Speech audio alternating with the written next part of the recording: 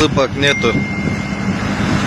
Все стали легковые, грузовые.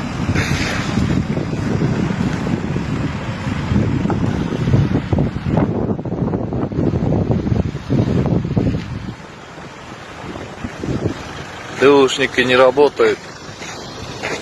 Люди выходят с машин, сами под спать здесь.